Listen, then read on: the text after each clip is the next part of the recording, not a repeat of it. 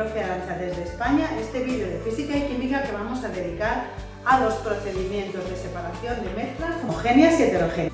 Antes vamos a hacer una breve introducción al tema hablando de qué son las mezclas y los tipos de mezclas de una forma breve.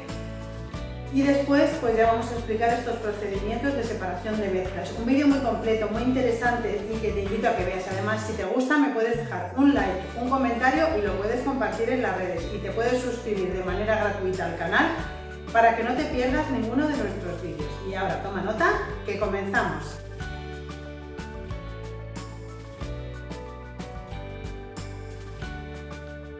La materia se clasifica por un lado en sustancias puras, que son aquellas que tienen una composición fija y propiedades constantes y que a su vez se clasifican en elementos y compuestos, y por otro lado van a estar las mezclas. Y una mezcla está formada por la unión de dos o más sustancias puras que pueden estar en proporciones variables. Esa es la diferencia con las sustancias puras.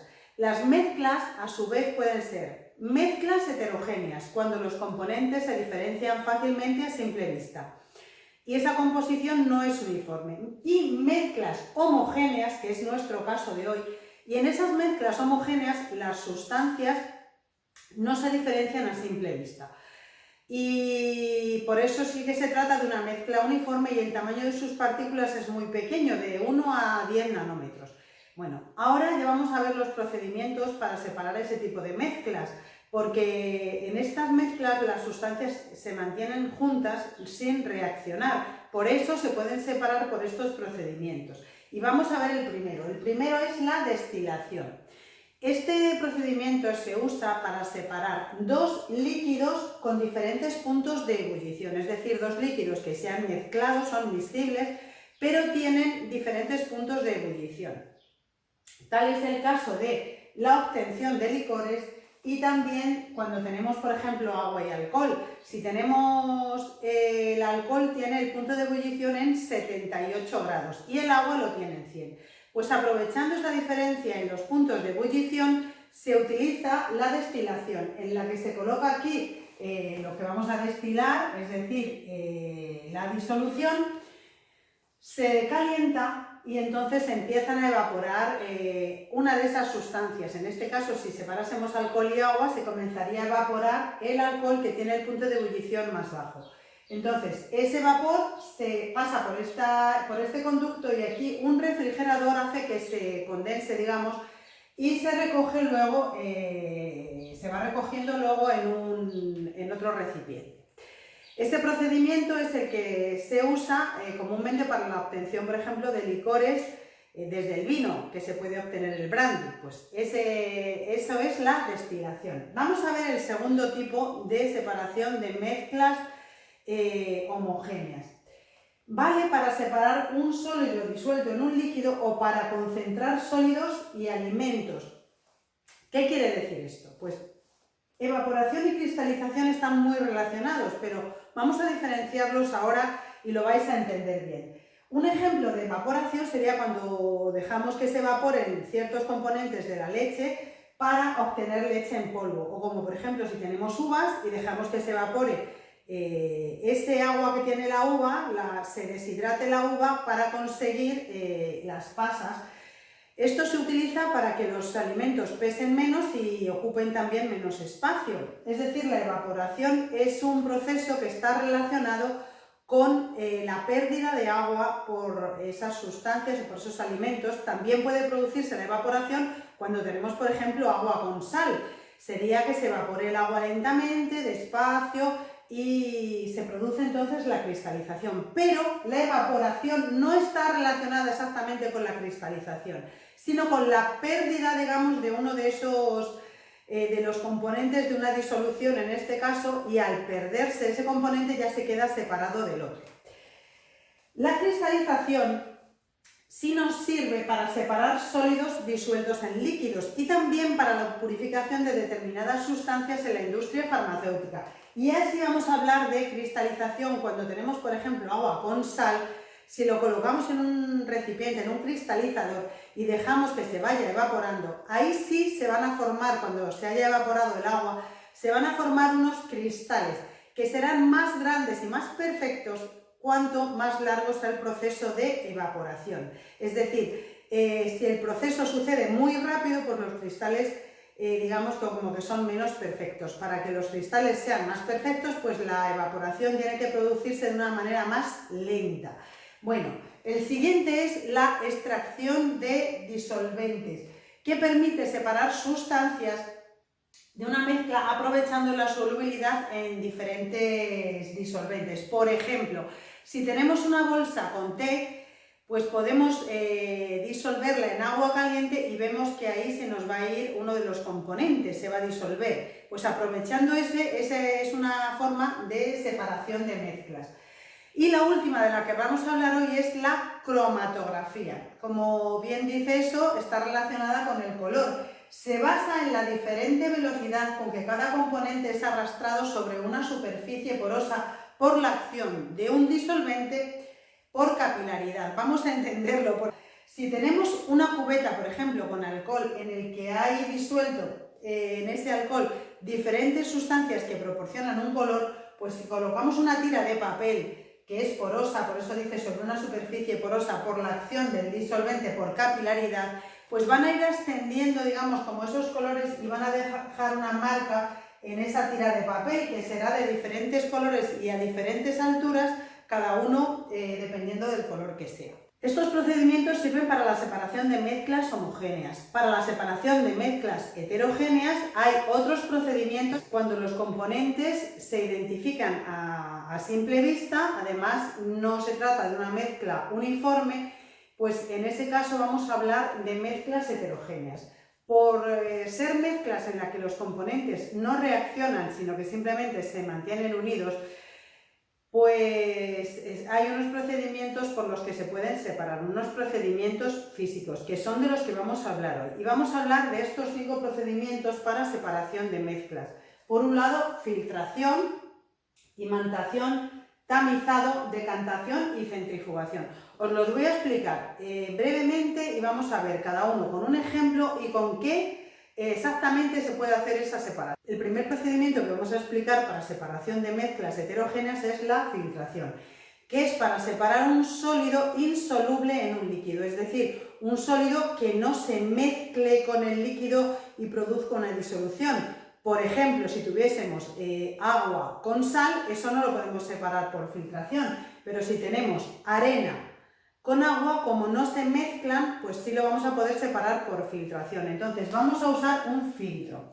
De manera que si tenemos un cubo con agua y arena, pues vamos a echar ese agua y arena sobre ese filtro, entonces caerá el agua a un recipiente, caerá el agua y quedará la arena arriba en el filtro. Entonces de esa manera es como se puede separar por filtración un sólido que no sea soluble en un líquido. Bueno, segundo procedimiento es la imantación, también llamado separación magnética, que sirve para separar mezclas de un material magnético y otro que no lo es.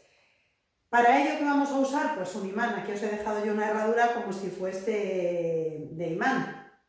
Entonces, ¿qué quiere decir? Pues que el imán va a atraer a esos fragmentos metálicos, mientras que lo que no sea metálico va a permanecer inalterable según está. Entonces sería para separar, por ejemplo, arena y limaduras de hierro. Si tenemos un montón donde tenemos arena y lo tenemos con trocitos de hierro pequeños, pues si arrimamos un imán, pues ese imán va a atraer a esas partes metálicas y entonces es la manera en la que se puede separar un material magnético de otro que no lo es. Tercer tipo, el tamizado, que es un parecido a la filtración. Pero este tamizado sirve para separar dos sólidos que tienen diferente grosor, diferente tamaño.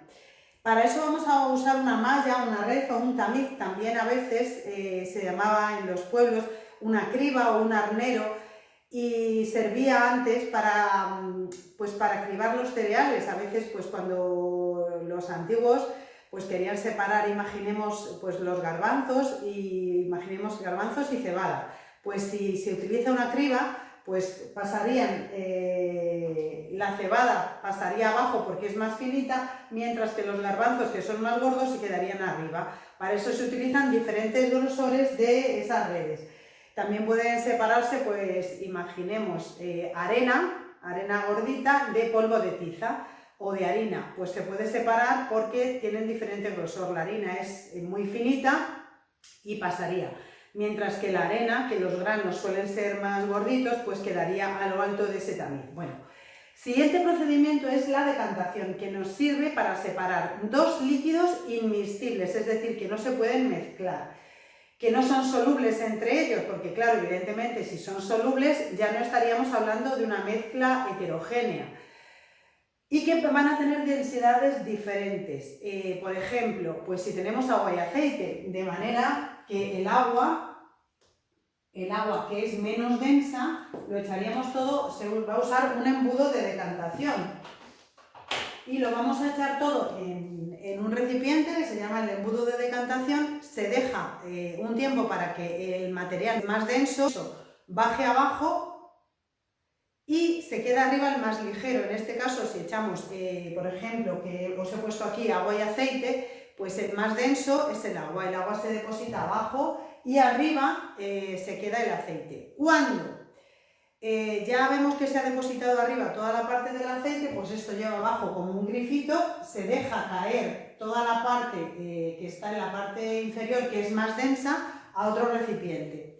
Y cuando llegue ya esta parte, pues se corta ese grifo y de esa forma se quedan separados dos líquidos que no se mezclan y con diferentes densidades. El último procedimiento que vamos a explicar para la separación de mezclas heterogéneas es la centrifugación, que es para la separación también de mezclas por diferente densidad de sus componentes. Este aparato, la centrífuga o centrifugadora, se utiliza mucho en el laboratorio cuando se hacen analíticas, y ese aparato, por diferente densidad de los componentes en los tubos de ensayo, se dejan ahí y se van quedando en el fondo depositados por esa diferencia de densidades.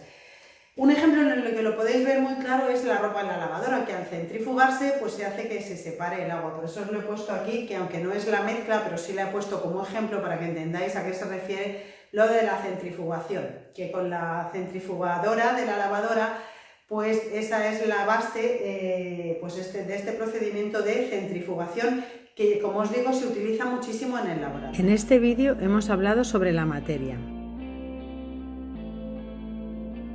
Llamamos materia a cualquier sustancia con masa que ocupa un espacio, y sistema material es una porción de materia que se aísla físicamente para facilitar su estudio. Clasificación de la materia. Por un lado tenemos sustancias puras, que pueden ser elementos y compuestos, y por otro lado tenemos las mezclas, que pueden ser homogéneas y heterogéneas.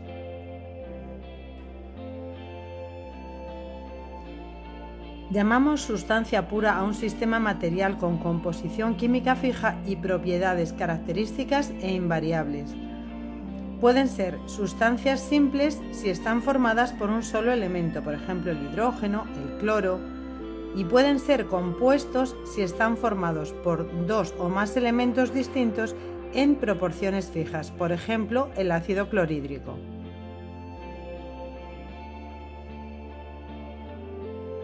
Las mezclas son la unión de dos o más sustancias puras que se juntan sin reaccionar, conservando cada sustancia sus propiedades.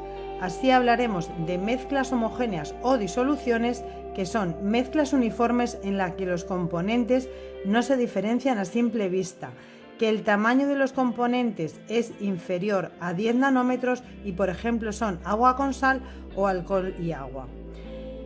Mezclas heterogéneas son mezclas no uniformes en las que los componentes se distinguen a simple vista. El tamaño de los componentes es superior a 100 nanómetros y ejemplo puede ser el agua con arena.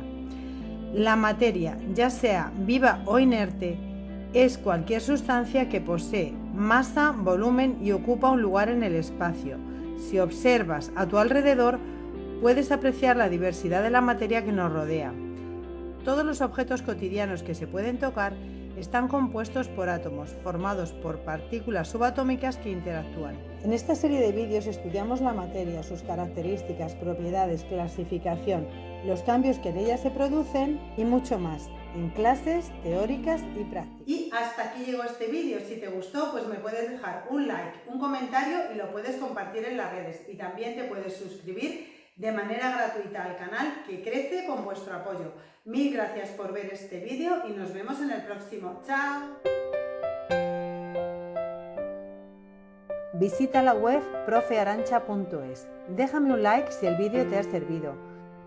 Te animo a suscribirte al canal y a dar a la campanita para recibir notificaciones de nuevos vídeos. Juntos seguiremos creciendo. Sígueme en YouTube, Facebook, Twitter e Instagram. En el canal de Educación Profe Arancha puedes aprender fácil y ver nuevos vídeos tutoriales todas las semanas. Retos básicos matemáticas los lunes, matemáticas los miércoles, física y química los domingos y test y quiz una vez al mes.